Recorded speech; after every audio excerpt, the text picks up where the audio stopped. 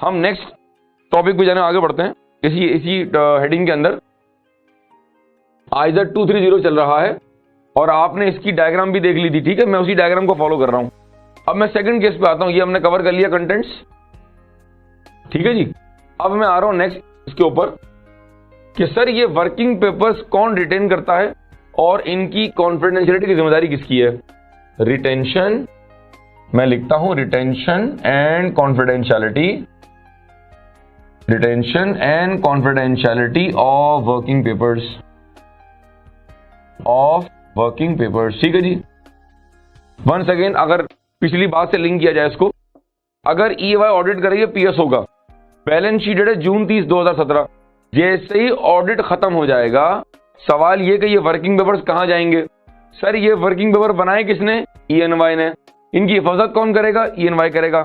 इनको अपने पास ख्याल से रखेगा कौन, ईएनवाई। इसका मतलब क्या हुआ, that both retention and confidentiality is the responsibility of the external auditor. सवाल यह है सर कितने साल के लिए रखना है इनको।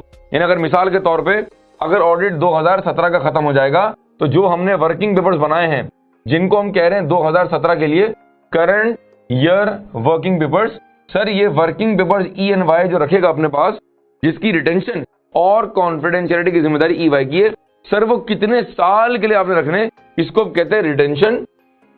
अब इसमें क्या है, इसमें देखिए 2-3 चीजें हैं। आइजर रिकमेंड करता है 5 साल, एसीसीए रिकमेंड करता है 7 इयर्स और ईएनवाई ग्लोबल रिकमेंड करता है 5 इयर्स। और हमारा पाकिस्तान में जो लोकल लॉ है, हमारा लोकल लॉ रिकमेंड करता है 10 इयर्स, ठीक है जी। मैं रिपीट कर रहा हूं, आइजर ये कहता है कि एक ऑडिटर को जो वर्किंग पेपर्स हैं वो आपने रिटेन करने हैं फॉर जिस साल आपने रिपोर्ट साइन किए for next 5 years. ACCA recommend करता है 7 इयर्स, ईएनवाई ग्लोबल रिकमेंड करता है 5 इयर्स और लोकल लॉ में हमारे लिखा हुआ है कि एक कंपनी को अपने बुक्स ऑफ अकाउंट्स मेंटेन करने हैं फॉर 10 इयर्स। माइंडेड कि लोकल लॉ में कंपनी के बारे में जिक्र है, ऑडिट फर्म के बारे में जिक्र नहीं है, लेकिन चूंकि कंपनी अपने अकाउंट 10 साल के लिए मेंटेन कर रही है, लिहाजा ऑडिट फर्म पर भी ऑब्लिगेशन हो गई कि तुमने भी अपने अकाउंट्स, तुमने भी अपने वर्किंग पेपर्स 10 साल के लिए रिटर्न करने हैं फॉर एग्जाम पर्पस। हमें याद रखना है जो बच्चे एसीसी के इम्तिहान दे रहे हैं उनके लिए 7 इयर्स वाली बात अहम है, और जो बच्चे कैफ 9 के एग्जाम दे रहे होंगे उनके लिए इंपॉर्टेंट होगा कैश पर लोकल लॉ, ठीक है जी। अच्छा, अब सवाल ये है कि सर मिसाल के तौर पे 17 का ऑडिट चल रहा है, ठीक है। अब बात सुनिएगा, अब मैं कुछ प्रैक्टिकल बात कर रहा हूं। 17 का ऑडिट चला और खत्म हो गया, अब अगला साल होगा 18, ठीक है जी।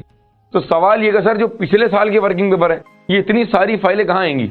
अगर आपको पिछला लेक्चर याद आ रहा हो तो मैंने आपको बताया था कि हम एक बॉक्स फाइल मेंटेन करते हैं। कागज को हम कहते हैं वर्किंग पेपर, कागज को हम कहते हैं वर्किंग पेपर, और हम पूरी फाइल को कहते हैं audit working paper file. Sir इतनी सारी फाइल हैं, इतनी सारी फाइलें, इतना कंटेंट, ये कहां स्टोर करते हैं। सर हर ऑडिट फर्म के पास एक रिकॉर्ड रूम होता है जिसमें आप सारी फाइलों को प्रॉपर शेल में असेंबल करते हैं। यहां से एक सवाल जनरेट होता है कि सर अगर 17 का ऑडिट खत्म हो गया और अब शुरू होगा 18 का, जब 18 का ऑडिट शुरू होगा तो ऑडिट फर्म के रिकॉर्ड रूम में पिछले साल के वर्किंग पेपर पड़े हुए होंगे। लेकिन जब 19 का ऑडिट शुरू होगा, जब 2019 का ऑडिट शुरू होगा, तो 2017 के रिकॉर्ड्स, 2017 के वर्किंग पेपर्स जो आपका रिकॉर्ड रूम है वहां से निकाल के एक और नामालूम जगह पर, किसी और महफूज जगह पर मुंतकिल कर दिए जाएंगे।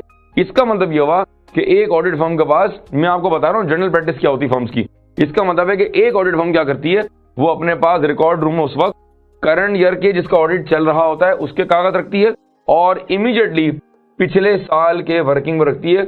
यानी जब मैं 19 का ऑडिट करने जा रहा हूँ तो 2018 क्या कहलाएगा, 2018 कहलाएगा 2019 के लिए last year working paper file. मैं रिपीट कर रहा हूं, मैंने क्या कहा, मैंने ये कहा मेरे प्यारे बच्चों, जब आप 19 का ऑडिट कर रहे होंगे तो पिछला साल कौन सा है, 18 है, तो 2019 में 18 की फाइलें क्या कहलाएंगी, 18 की फाइलें कहलाएंगी last year working paper file. इसका मतलब है आप रिकॉर्ड रूम में एक 19 के कागज आएंगे जब ऑडिट खत्म हो जाएगा, और एक इमीडिएटली प्रीसीडिंग ईयर के वर्किंग पेपर मौजूद होंगे।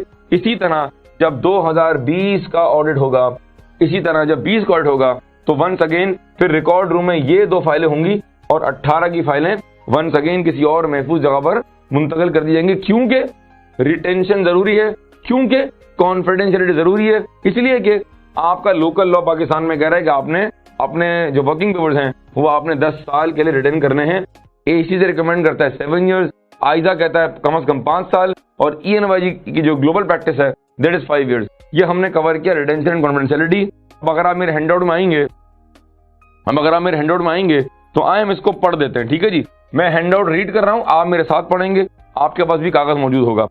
Audit working papers are the property of external auditors, कोई शक नहीं है, and should therefore be properly retained for the number of years as per the local requirements of और the audit firms practice. Depend करता है कि आपका local law क्या कह रहा है। अगर मिसाल के तौर पे एक फर्म लेट से बांग्लादेश में, एक ऑडिट फर्म जो है वो श्रीलंका में, एक फर्म इंडिया में, डिपेंड करता है कि उस कंट्री का रिस्पेक्टिव लॉ क्या कह रहा है। अगर लॉ साइलेंट है, अगर लोकल लॉ साइलेंट है, तो फिर ये ऑडिट फर्म की सोल डिस्क्रिप्शन है कि वो कितने साल के लिए वर्किंग पेपर्स को रिटेन करती है। Similarly the responsibility of the confidentiality of the audit working papers is also of the external auditor. ये पब्लिक डॉक्यूमेंट नहीं है स्वीट हार्ट्स। ये जो वर्किंग पेपर आप पढ़ रहे हैं, मेरी बात सुने गौर से, एक कंपनी की जो एनुअल रिपोर्ट है, शायद वो आपको मार्केट से मिल जाए। बहुत मर्तबा हम देखते हैं कि अक्सर जो ऑडिट रिपोर्ट जो है वो यहां से कट कर दीजिएगा, इसको कट कर दीजिएगा, यहां जोड़िएगा। बहुत मर्तबा आपने देखा होगा कि जो कंपनी की जो एनुअल रिपोर्ट होती है वो बहुत मर्तबा आपको डिफरेंट जगहों पर मिल जाएगी। उसके जो कागज हैं वो अक्सर ग्रोसरी स्टोर वाले इस्तेमाल कर रहे होते हैं। वो वहां तक कैसे पहुंचे? अक्सर जो ग्रोसरी स्टोर वाले हैं वो उसके लिफाफे बना लेते हैं। सर ये कैसे हो सकता है? इसलिए कि एनुअल रिपोर्ट पब्लिक डॉक्यूमेंट है मेरी जान, इसलिए कि annual report is publicly shared with all the share holders. लेकिन आपको एक ऑडिट फर्म के वर्किंग पेपर कभी भी इस तरह पब्लिकली नहीं मिलेंगे, क्योंकि sir working paper audit firm से बाहर नहीं आते हैं। इसलिए कि वर्किंग पेपर्स ऑडिट फर्म से बाहर नहीं आते क्योंकि उसमें क्लाइंट की बहुत ज्यादा सेंसिटिव और कॉन्फिडेंशियल इंफॉर्मेशन है, और इसमें वो इंफॉर्मेशन है जो शायद अभी पब्लिकली अवेलेबल ना हो। लिहाजा इसकी कॉन्फिडेंशियलिटी की जिम्मेदारी भी किसकी है? ऑडिट फर्म की है। ठीक है जी, आगे चलते हैं। Similarly the responsibility of the confidentiality of the working papers is also of the auditors. However certain working papers may be given copies to the audit client at their request, but they are not substitute of the client's working paper or their records। इसका मतलब क्या है? इसका मतलब ये है कि बहुत मर्तबा क्लाइंट जब आपको वर्किंग पेपर्स देता है, फॉर एग्जाम्पल ले लो, क्लाइंट ने आपको बैंक अकाउंट की कॉपी दी है, क्लाइंट ने आपको कोई इनवॉइस की कॉपी दी है, क्लाइंट ने आपको कोई वाउचर दिया है, क्लाइंट ने आपको डेप्रीसिएशन का कोई शेड्यूल वगैरह दिया हुआ है। जैसे ही क्लाइंट आपको कागज देगा उस पर आप अपनी नोटिंग वगैरह करेंगे, उस पर आप अपनी मार्किंग्स करेंगे, उस पर आप कोई चीज जो आपने ऑब्जर्व की है, कोई रिस्क फैक्टर आपने उस पर नोटिंग की है। क्लाइंट ने आधे घंटे बाद आपसे कहा साईं साहब वो मैंने आपको एक बैंक अकाउंट दिया था, वो मैंने आपको वाउचर दिया था, जरा वो मेरी कॉपी कहीं मिसप्लेस हो गई है, तो आप जरा वो कॉपी प्रोवाइड करेंगे। अब सवाल ये है, इसमें जजमेंट ये कहती है कि अगर तो उस वर्किंग पेपर के ऊपर कोई ऐसी कॉन्फिडेंशियल बात नहीं है, अगर उस कागज के ऊपर आपकी कोई सेंसिटिव नोटिंग नहीं है जो भी आप क्लाइंट से शेयर नहीं करना चाह रहे हैं, तो ठीक है, वरना आप क्लाइंट को फिर शायद एक्सक्यूज कर देंगे, रिफ्यूज कर देंगे। और अगर आपने बिलफर्स प्रोवाइड कर भी दी उसके ऊपर, डिपेंडिंग ऑन द सिचुएशन, अगर आपने उसको कागज दे भी दिया है, तो ये बात क्लियर है कि जो क्लाइंट के वर्किंग पेपर हैं वो क्लाइंट की जिम्मेदारी है, उसको रिटेन करेगा, और जो हमारे वर्किंग पेपर है वो हम बनाएंगे। हमारे वर्किंग पेपर क्लाइंट के वर्किंग पेपर का सब्स्टिट्यूट नहीं है, और क्लाइंट के रिकॉर्ड, क्लाइंट के वर्किंग पेपर हमारे वर्किंग पेपर का सब्स्टिट्यूट नहीं है। दोनों पार्टीज को अलग अलग अपने वर्किंग पेपर और रिकॉर्ड्स को मेंटेन करना पड़ेगा। ये हमने क्या कवर किया? ये हमने कवर कर लिया जनाब retention and confidentiality of working papers. आप इसको नोट करते हैं, नोट कर लें इसको, और हम अब कवर करेंगे form and content of working papers.